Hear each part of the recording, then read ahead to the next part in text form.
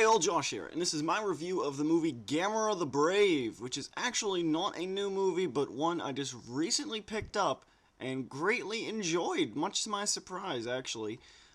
I will full well admit before I start this review proper that I am not a Gamera fan. I didn't really see any of his movies. It's not for lack of hate. It's not a hate of him. It's just that I was more of a Godzilla guy as a kid. Didn't really know he existed, frankly, until quite a while later. And at that point, I wasn't as interested in giant monster movies. But in recent years, particularly the last 4 or so years, I suppose, I've gone back into it, gone back to all the old stuff, and tried to revisit this stuff. And frankly, Gamera is a hard thing to get on a good, decent DVD. If I'm buying something on DVD, I want it to be at least the option of subbed, and most of the Gamera DVD releases over here are shit, and I never got a chance to get into the ADV releases, sadly lacking in Daimajin Trilogy set as well, but regardless, I just wanted to preface this by saying that, yeah, I have no real knowledge of Gamera outside of this another reboot this movie is of the Gamera franchise, is harkening back to the 60s version of Gamera that I know of, his guardian or friend to children. And while this is a children's movie, I actually thought it was done really well. And I'll get into that in just a second.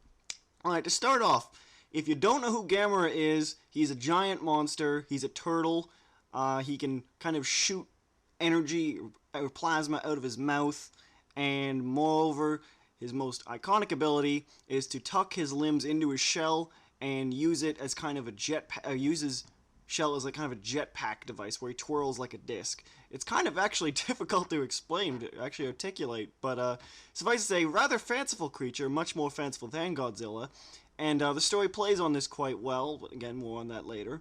This story starts off with, I don't even remember when. In the past, I forget, I'm sorry, I watched the movie about a month ago now. Starts going in the past, I think it's in the 60s, and, or 1970 now, I said that. In Japan, where the previous Gamera, older Gamera, fights a bunch of monsters, actually sacrifices himself in the battle to destroy the monsters, and as such there's been no Gamera since then. Cut to a small child who then finds the egg of what we obviously as the audience know to be a young Gamera, but is actually only about the size of the palm of one of his hands, and he takes it in as a pet hijinks ensue, and then from there, it kind of becomes a typical monster movie in that the kid is trying to keep the monster out of the government's hands, another monster shows up that it's got to fight, and it's a fairly generic plot line. I'm not going to lie, it's one we've seen many times before, but I thought it was done really well. I mean, the story actually had a few interesting bits to it. Not only did we get the typical kaiju monster action that we expect from this kind of movie, but I thought there was some pretty creative fights, and particularly when the story did focus on the actual humans, particularly the Kenny-like character in this movie, the small child that I just mentioned, it had some interesting bits to show about it. The child's trying to get over kind of the death of his mother, living alone with his father, and while the father's not a greatly developed character, we actually do get to feel a little bit for the kid, and you actually end up sympathizing quite a bit with him, or at least I did. I'm not saying the character development is amazing, but considering this type of movie, it was very impressive, and the fact that it did allow me to latch onto the characters is saying something in and of itself. Now, I did want to mention, too, that this is a more recent movie, and while it still does use suitmation, it has a lot of CG effects thrown in. It's actually a very gorgeous looking movie, and kind of surprised that the cinematography is actually really fantastic. And most of it, there's some that are some shots that are quite pedestrian, don't get me wrong, but particularly, and I'm not going to spoil this for you, but particularly one running sequence during the end, where the small girl, and the camera's just panning across or following her, and wow, I was really impressed by that one scene in general.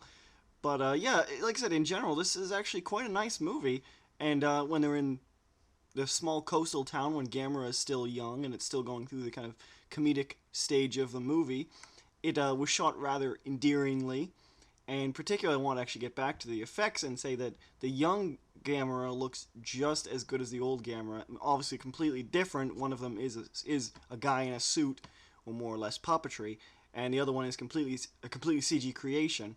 But it looked really good, and I must admit, I am a sucker for pet movies, I guess is the best word.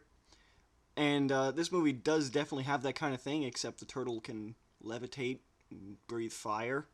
But Either way, it worked really well. It was actually really cute to have this kind of supernatural thing, and though it was, again, pretty cliched, it was really enjoyable. I I guess what I really want to say is that if you go into this movie with the right expectations, you're gonna really enjoy it. I mean, it's obviously not an Oscar winner, but I greatly underestimated how good this movie was. And though I can't say that I've seen any of the more mature Gamera movies, particularly the Millennium trilogy that came out just a few years back, although I want to, and Shout Factory's DVD release is going to help me with that.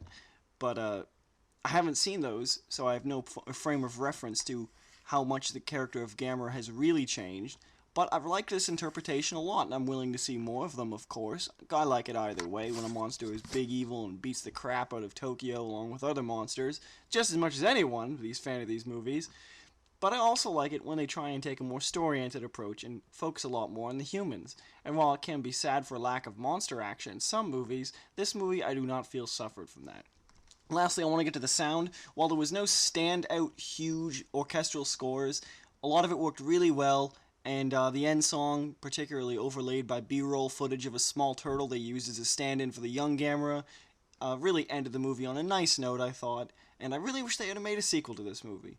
Overall, I really can't say enough about this movie. It's not the greatest movie ever, but if you're a kaiju fan, or Japanese monster fan, in other words, then go check out this movie. If you like Gamera and are more used to it being mature and maybe don't want to go back to the protector of children image of him, then maybe you won't appreciate this, but it is actually quite a nicely done movie, and though there are a few story threads that maybe don't have enough development in them, I was willing to overlook it because the movie in and of itself was a largely enjoyable experience. I suggest you check out Gamera the Brave. It is one of the better Gamera movies, or better giant monster movies, really, that I've seen in quite a while.